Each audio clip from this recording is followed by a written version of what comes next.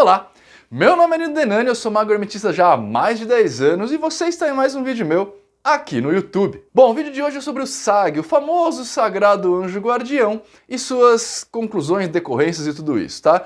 Só para deixar claro para vocês, este vídeo aqui é parte de um complexo, é parte de um todo, que começou com um vídeo de quarto chamado Corozon Maldito, que eu vou deixar ele aqui em cima eu nunca lembro qual que é o lado, mas vou deixar aqui nos cards para você. Depois segue-se a live que eu fiz junto com dois amigos sobre a Noite Escura da Alma, aí vem esse vídeo aqui do SAG, e eu vou terminar falando a respeito do Salto do Abismo, ou da Noite Saturnina, ou, melhor ainda, dando minha conclusão a respeito da Noite Escura da Alma, tá? Tudo isso é para falar sobre a jogada, o lançar-se do mago no abismo, beleza? Então fiquem espertos que esse vídeo aqui tem sequências. Mas, por enquanto, vamos nos recluir ao Sagrado Anjo Guardião. Bom, a história do SAG é bem antiga, tá? Pelo menos quando a gente começou a usar o termo Sagrado Anjo Guardião. Ele faz parte de uma reza, de uma oração medieval matutina. Sabe essas rezas que você faz logo que você acorda, dentro da tradição católica cristã? Então, a partir daí a gente começou a usar o termo Sagrado Anjo Guardião. Claro que não é o mesmo significado, são coisas completamente diferentes. Mas o termo Sagrado Anjo Guardião nasce a partir de uma oração matinal cristã. A partir daí ele se torna, né, como é uma oração matinal que deve ser repetida todo dia, ele passa a fazer parte do imaginário popular do pessoal no medievo e começa todo mundo a rezar. Por conta disso, o nosso amigo Abramelin the Mage, ou melhor dizendo, Abraham of Worms, que foi quem escreveu The Book of Sacred Magic of Abramelin the Mage. Sofia, minha professora, me desculpa, mas eu fiquei enferrujado depois de tanto tempo sem fazer aula. A gente começa a ter o nome do Sagrado Anjo Guardião de forma mágica, e isso por conta, inclusive, do Matthews, aquele mesmo que traduziu o Lemegeton. Mais tarde, como o Matthews já tinha colocado as mãos nisso, o próprio Crowley se apropria do termo e traz para junto da Telema, e aí também a Austrum Argento começa a usar. O significado que o Crowley, em particular, dá para o termo Sagrado Anjo Guardião lá no começo é, na verdade, eu não sei se ele é realmente uma entidade, mas eu poderia chamar de um construto metafísico, por assim dizer.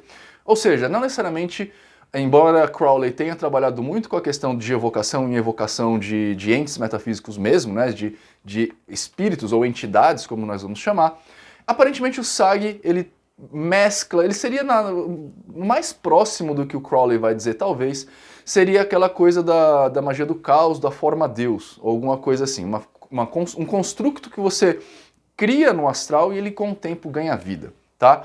Eu sei que é confuso, eu sei que é difícil, mas aparentemente para o Crowley, lá no começo ele tem o aspecto de uma entidade mesmo, de uma deidade, e depois ele vai sendo modificado como toda obra do Crowley é modificada ao longo dos tempos. O que importa pra gente saber é que nesses primórdios aí, quando a gente está falando do SAG e com a história do Crowley, essa busca por essa coisa passa a ser uma das principais buscas do mago. E ele faz isso através de um negócio chamado Knowledge and Conversation, que é uma espécie de conhecimento e conversação que você tem que ter com você mesmo para chegar nesse objeto aí, nessa coisa que é o Sagrado Anjo Guardião. A partir do momento que o mago entra em contato, então, depois de uma série de degraus que ele vai andando com o Sagrado Anjo Guardião, diz a lenda que o magista ele passa a ser controlado, ele tem a sua essência doada, digamos assim, ao próprio Sagrado Anjo Guardião, que vai usar o corpo, né, a casca grossa aí, e levar o mago à sua finalidade total, tá? Seria como um objetivo master de todo mundo. Quando o mago finalmente encontra o Sagrado Anjo Guardião, ele vira o dono do templo, um Magus Templi. Posteriormente ainda, Carroll vai dividir o SAG em duas formas, como ele fez lá com Corozon. Uma delas se chama Algoedes, que é a própria imagem projetada do mago, e a Quantum Uncertainty, que é o caos, o próprio caos, dentro da magia do caos. Agora que eu dei esse embasamento rápido histórico para vocês, eu quero trazer para vocês a minha percepção do que é o Sagrado Anjo Guardião e do que a gente defende a partir daí, levando em conta, inclusive, essas pessoas que eu peguei, tá? Tanto a galera lá, o Abramelin, quanto o Matthews, quanto o Crowley, quanto o Carroll. Não sei se vocês perceberam, mas houve uma evolução aqui na figura do Sagi, e é sobre essa evolução que eu vou comentar. Para nós que somos hermetistas, sempre existe um problema em você fazer as coisas, porque toda ação precisa ter uma reação e geralmente essa reação é igual e contrária. Na verdade, costumamos falar que a reação sobre as coisas que nós fazemos é de equivalência, né? Toda ação tem uma reação equivalente. Isso quer dizer que quando eu empurro para frente, alguma coisa vai acontecer que vai me dar uma resposta a isso, que muitas vezes é eu bater na parede. Então, para toda questão que a gente vai caçar, né, para toda questão que a gente vai fazer, sempre vamos achar uma questão equivalente. Quando eu falei lá do Corozon para vocês, aonde o mago precisa se lançar no abismo, eu dei para vocês a percepção de que a partir do momento que o mago se confronta com o seu lado mais sombrio, ele tem também a ajuda do seu lado mais iluminado. Costumou-se dizer que luz e sombras são opostos, e nesse caso a gente tem Corozon e Sagrado Anjo Guardião. A partir do momento que a gente entende o Corozon como a soma de todos os nossos vícios, por exemplo, nós também entendemos o Sagi como a soma de nossas virtudes. Só que, assim como o símbolo do Yin Yang, o Corozon também tem seus pontos positivos e a gente não combate.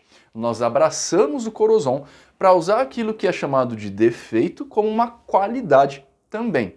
Ou seja, muitas vezes ser vaidoso, ser arrogante, ser faminto e tudo isso faz parte do seu caminho da sua jornada mágica.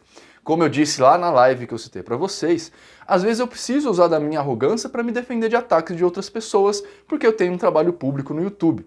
Se eu fosse um sujeito sem nenhum tipo de arrogância, isso não aconteceria e eu seria esmagado. Nesse momento, eu estou abraçando essa figura do Corozon, essa coisa que seria ruim em mim, a minha vaidade, e usando ela ao meu favor para me ajudar. Então o lado negro do Yin Yang tem aqui o seu pontinho branco. Ao mesmo tempo, o Sagrado Anjo Guardião também vai encontrar um sério contrabalanço, uma série contraparte. Porque ao mesmo tempo que ele é a soma de suas virtudes no lado branco, ele também tem o seu pontinho preto, que é o excesso das virtudes. Algum filósofo grego, que agora eu não vou me recordar quem é, mas já disse uma vez que tudo em excesso é prejudicial, inclusive a própria virtude, inclusive a própria honestidade e assim por diante.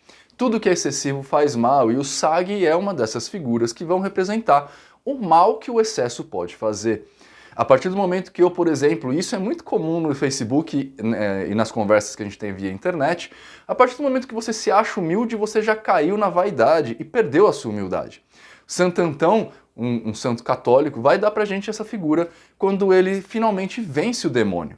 Ele passa anos sendo tentado pelo demônio, pelo Corozon dele, e aí quando ele finalmente consegue sair do abismo, no caso da caverna, ele fala, graças a Deus, me tornei um santo. E aí, ou seja, nesse momento, a virtude mais precisa dele, que é a humildade, o abarca e se transforma em vaidade. Esse momento na vida do mago é muito emblemático e também muito problemático, você deve imaginar, porque nós estamos o tempo inteiro lutando com duas figuras que são, na verdade, 4. Ao mesmo tempo que o Corozon tem os seus lados positivos para serem usados, o Sagrado Anjo Guardião tem seus lados negativos. E eu vou falar para você que eu acho que nessa parábola entre anjos e demônios, o nosso amigo Sagrado Anjo Guardião representa pra gente um perigo ainda maior do que o Corozon. Porque pelo menos com o Corozon nós já temos a certeza de que nós estamos errando. Nós temos a certeza de que aquilo é um problema.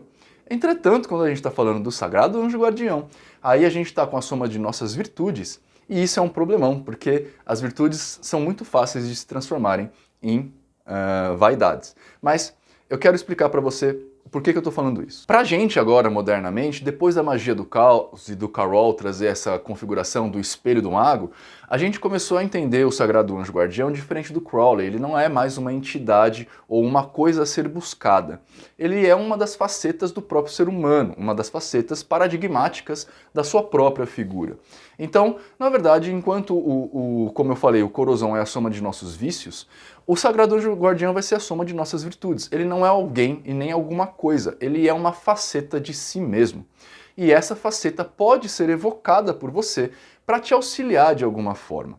Eu, por exemplo, muitas vezes preciso evocar uma faceta da honestidade quando eu faço um atendimento e preciso ser honesto com o meu consulente para falar: isso eu não consigo resolver para você. Às vezes eu estou no posto de gasolina, recebo um troco errado e preciso evocar uma faceta do Sagrado Anjo Guardião para falar para mim: olha, devolve esse troco errado. Isso daí, na sociedade de hoje do Brasil, ela pode até ser repensada como um grande problema, porque todo mundo costumou-se a ser tomado pelo Corozon e levado pela corrupção.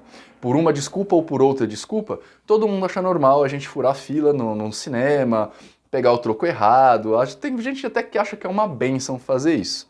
Entretanto, o caminho do mago é diferente. O caminho do mago é o da justeza, né? Não da justiça, mas da justeza. A gente não sabe o que é justo, mas a gente tenta caminhar o mais reto possível. E como eu sei que é errado pegar um troco a mais, e não por questões alegóricas, mas porque isso provavelmente vai sair do bolso de quem me deu o troco a mais, então eu devolvo o troco errado. Eu não roubo gato, não faço gato na net, não tenho gato de luz, gato de água, não tenho nada disso. Eu faço o possível para esforçar-me e andar dentro das leis. Claro, algumas coisas acabam, até pelo próprio processo judicial, sendo demorado para resolver, ou tem algumas complicações que são complicações complicadas, de você resolver. Mas de uma forma ou de outra, eu tento andar no caminho mais reto possível. E é exatamente nessa última explicação que eu me dei uma embananada que fica o problema, porque quando a gente está falando de coisas ruins, como Corozon e pular no abismo, tudo fica muito mais claro. Você sabe, por exemplo, que a arrogância é uma coisa a ser combatida, você sabe que a vaidade é uma coisa a ser combatida, você sabe que a ganância é uma coisa a ser combatida. Mas quem diria que você vai ter que combater o amor? Quem diria que você vai ter que combater a paixão? Quem diria que você vai ter que combater a caridade? Você já percebeu você já chegou a pensar o quanto a caridade pode ser um processo negativo? Não? Então vem comigo. Eu sempre me perguntei a respeito disso. Eu trabalhei durante mais de 10 anos, na verdade eu trabalhei acho que 17 anos num terreiro. Eu era Ogã, uma figura de poder no terreiro, né? O Ogã, para o centro de Umbanda, é o segundo em comando na maioria das casas, depois abaixo do Pai de Santo. Eu trabalhei como Ogã e eu sempre ficava ponderando a respeito da caridade. Fala-se muito que caridade é essencial, que você tem que ser caridoso e principalmente que a caridade é dar a alguém sem olhar de volta, né, sem esperar um troco. Só que eu comecei a pensar a respeito disso, até que ponto realmente é positivo ser caridoso, ou até que ponto eu estou justificando uma postura negativa de uma pessoa. Como, por exemplo, digamos que eu tenho uma pessoa que se vitimiza. E aqui eu não estou falando nada dessas coisas que geralmente o pessoal põe na internet. Tá? É uma pessoa pilantra mesmo, que se vitimiza mesmo. Eu posso achar que estou fazendo caridade para ela, ajudando ela em X ou Y, mas na verdade eu só estou fortalecendo a sua fraqueza. Nesse caso, eu estou fazendo mal. E eu vou contar para você um exemplo, para você entender exatamente o que eu estou falando. Há muitos e muitos anos atrás, uma tia minha trabalhava com esses negócios de magia e fez o curso do Saraceni de Magia Sagrada. Eu não estou aqui não é uma crítica ao Saraceni, eu só estou ilustrando o que eu estou falando, tá bom? Ela fez um curso de magia sagrada. Um belo de um dia eu fui visitá-la e ela toda feliz e saltitante chegou para mim e falou: Nino, você não sabe o que aconteceu. Chegou uma pessoa aqui fazer uma consulta comigo, falou que o marido dela bebia. E aí eu fiz uma mandinga aqui, usando os métodos lá, e o cara desenvolveu um asco pela bebida. Ele começou a vomitar sempre que sentia cheiro de álcool. Veja bem a situação. A minha tia estava muito feliz porque uma moça reclamou para ela que o marido bebia e quando chegava em casa ficava violento. A resposta da minha tia foi um ato de caridade. Ela fez o marido desenvolver um asco orgânico à bebida. Você acha que realmente isso foi o SAG ou foi o Corozon? Porque olha só, a partir do momento que a minha tia interrompeu esse processo, sendo a minha tia ubandista e acreditando na vida pós-morte, ela pode ter causado uma espécie de barreira puramente orgânica àquela situação do rapaz, que quando desencarnar pode voltar com tudo, já que o organismo deixa de existir e ele volta a ser um espírito e passe a ser um espírito viciado em álcool de novo, seguindo o paradigma umbandista. Mas pode ser que não, pode ser que ele simplesmente, agora vamos seguir um paradigma materialista, ele deixe de beber realmente, mas ele passe a usar cocaína, porque ele está, na verdade, fugindo de uma realidade e não usando por recreação. Se ele bebe muito, o tempo todo e fica bêbado nesse ponto, é muito provável que ele está fazendo isso para fugir da realidade dele. Então não foi tratado o problema, foi tratado um sintoma e esse sintoma vai se manifestar de uma outra forma, talvez até usando a violência mesmo, né? Chegando a matar a pessoa ou alguma coisa assim. Então eu pergunto para você, de novo, o que a minha tia fez foi dar ouvidos ao Corazon ou ao SAG? Porque na realidade, ela estava achando que ela estava fazendo um super trabalho. E ela estava realmente com o coração aberto para fazer o que ela estava fazendo. Só que ela agiu pela vaidade a partir do momento que ela não olhou para as outras situações e viu as decorrências que aquilo pode vir a trazer. Por isso que o trabalho de um mago é muito complicado e por isso que nós temos a obrigação de estarmos o tempo todo conhecendo coisas, procurando e estudando. Porque quanto mais a gente conhece da realidade, mais a gente tem caminhos abertos na nossa frente para avaliação de coisas. Eu trabalho com atendimento público hoje e tem muito atendimento que eu realmente não faço nada. Eu falo para a pessoa, não vou fazer, porque eu estou vendo que ela está agindo por uma questão de ego, de arrogância, uma questão que vai ser negativa para ela de alguma forma. E você pode falar para mim, Nino, de alguma forma toda a experiência é positiva. Eu, de certa forma, acredito em você, mas eu vou dizer que eu não preciso participar de todos os processos. Você entende? Porque eu sei que toda magia tem um preço, e quando eu faço uma magia de um atendimento público, eu respondo pelo que eu estou fazendo. E aí, eu preciso colocar o meu SAG para me ajudar a combater o meu Corazon e tentar entender se eu vou fazer esse trabalho. Você percebe o que eu estou falando? Nesse momento da minha jornada de mago, eu preciso subir pela árvore da vida, me jogar no abismo e falar, Corazon, vem aqui e me mostra meus defeitos. Nesse momento que os defeitos estão sendo jogados na minha cara, eu preciso olhar para o anjo guardião e falar assim, agora você me contrabalanceia com as minhas qualidades, para eu tentar chegar numa resposta harmônica ou numa resposta cinza. Então, trocando em miúdos, o que no final das contas é o Sagrado Anjo Guardião? O Sagrado Anjo Guardião é uma coisa que vai ser muito difícil de você entender ele completamente, principalmente por causa da nomenclatura. Muitas pessoas usam o Sagrado Anjo Guardião da forma cristã, como eu falei lá no começo, como um anjinho da guarda, um espírito protetor ou qualquer coisa desse tipo. Outras pessoas ainda vão usar a figura do Sagrado Anjo Guardião como a magia usa, o esoterismo usa, mais precisamente. Ou seja, é uma criação de Deus com asinhas e tudo mais, que te ajuda e é bonzinho. Uma terceira galera, que é a galera mais da magia, e aí vai depender do quão ortodoxa essa galera é, vai usar o SAG como um espírito ou uma entidade ou uma forma de Deus que você acessa através de um trabalho complicadíssimo de meditação, que é o caminho do conhecimento, que Crowley deixou pra gente, ou você vai para uma galera um pouco mais moderna e entende que o SAG nada mais já é complicado. O SAG é a faceta luminosa do próprio mago, enquanto o Corazon é a faceta obscura do próprio mago, um fazendo contrabalanço para o outro. Os dois sempre em consenso com o mago. E aí é pior ainda, porque o lado obscuro do mago também tem uma ponta de luz, tal qual o lado de luz do mago também tem uma ponta obscura. E aí vai ficar tudo mais difícil, mas isso faz parte das leis herméticas, quando a gente está falando lá da lei do gênero, da lei dos polos. A gente tem polo negativo e polo positivo, ou gênero ativo e passivo. Entretanto, entre os dois polos existe uma gradação de coisas que são levadas em conta. E melhor ainda, os extremos se tocam e os paradoxos são reconciliados. Corazon e Sagrado Anjo Guardião, na verdade, são só esses dois polos que se tocam e são reconciliados. Bom, gente, era isso que eu tinha para falar para vocês hoje sobre o Sagrado Anjo Guardião. Eu vou lançar ainda mais um vídeo dessa série da Noite Escura da Alma, né? Eu gostei do nome que o Cedric deu para isso, ou do Abismo do Mago, ou ainda da Noite Saturnina.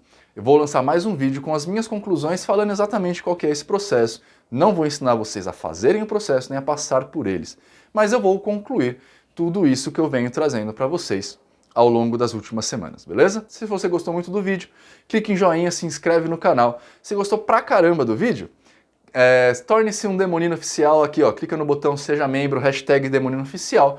Se você gostou muito do que eu faço, lá nos Demoninos Oficiais tem um plano de mentoria, isso mesmo. Você faz aquele plano e uma vez por mês a gente vai estar junto aí, batendo um papo sobre magia para eu começar a apresentar para você os meandros da magia, beleza? talvez isso daí, com o tempo, acabe virando um grupo de mentoria e, quem sabe, ficando uma coisa muito mais legal lá pra frente. Mas, para isso, dependo de você, beleza? Espero novamente que vocês tenham uma ótima semana, que vocês sejam pessoas melhores que vocês foram até agora. Tchau!